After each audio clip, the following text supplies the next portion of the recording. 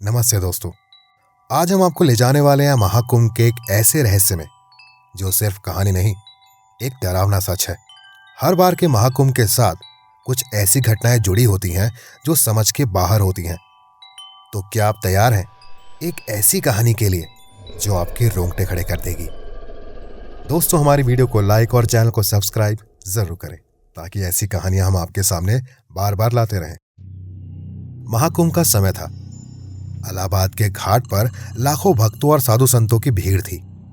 ऐसे में एक नया शादीशुदा जोड़ा समीर और उसकी बीवी प्रिया महाकुंभ के दर्शन करने आए थे। घाट पर चल रही पूजा के सामने प्रिया एक साधु के पास आके रुक जाती है।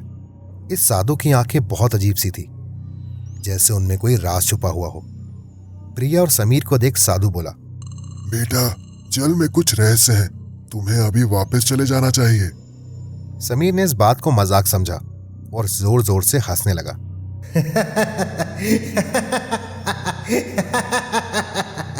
इसके बाद उन दोनों ने जल में स्नान किया और घाट से घर की ओर निकल पड़े।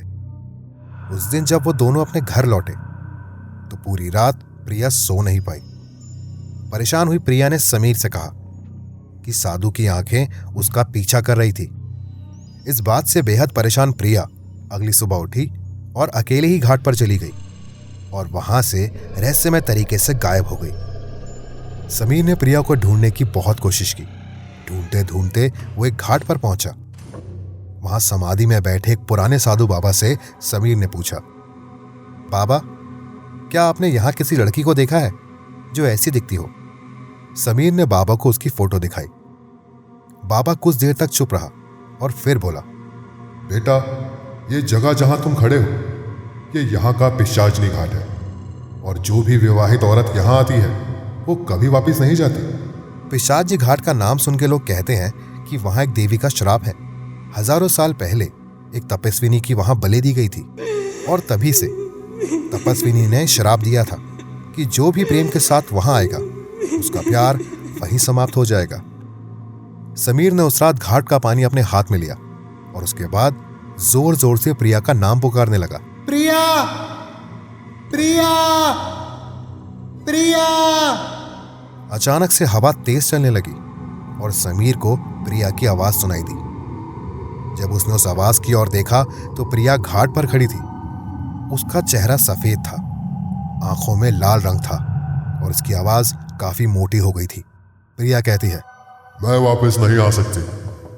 जिसके बाद प्रिया उल्टे पांव रेंगते हुए समीर की ओर दौड़ते हुए आई और उस पर हमला कर दिया। आसपास के लोग अनजान थे कि आखिरकार समीर को अचानक क्या हो गया है। तभी वहां मौजूद एक अघोरी बाबा जो सब कुछ देख रहा था, उसने समीर पर हमला करने वाली उस आत्मा को अपनी दिव्य शक्तियों से देख लिया। इसके बाद बाबा ने अपने कमंडल से जल निकाला और सीधा उस आत्मा पर छिड़क दिया और आत्मा वहां से जाने को मजबूर हो गई। बाबा ने समीर को बताया, यह घाट पहले शमशान घाट था। ये जगह बहुत से श्राप से भरी हुई है और अब ये तपस्विनी की आत्मा को शांत करने का समय आ गया है। बाबा ने देर रात एक पूजा शुरू करी। सारी रात चलने वाली इस पूजा का जैसे ही अंत हुआ, ठीक उसी दौरान घाट का पानी खून के रंग की तरह लाल हो गया। बाबा ने कहा, पिशाचनी अभी शांत नहीं है, तुम्हें एक चढ़ावा चढ़ाना होगा। समीर ने अपना सर मुंडवाया और तपस्विनी की आत्मा के लिए यज्ञ किया। उस यज्ञ के अंत में प्रिया के अंदर मौजूद काली आत्मा बाहर निकल गई। पर समीर उस रात के बाद कभी भी वैसा नहीं रह पाया जैसा वो पहले था। कुंभ के लोग कहते हैं कि उस रात घाट पर भयानक आवाज सुनाई दी थी और एक साया दिखाई दिया था जो घाट में जाकर समा गया। आज भी महाकुंभ के इस घाट पर कुछ लोग अपने प्यारों को ढूंढने आते हैं, पर उन्हें सिर्फ तपस्विनी का श्राप मिलता है। क्या आप इस घाट के पास जाने की हिम्मत करेंगे? ये महाकुंभ का रहस्य है जो कभी नहीं सुलझ सकता।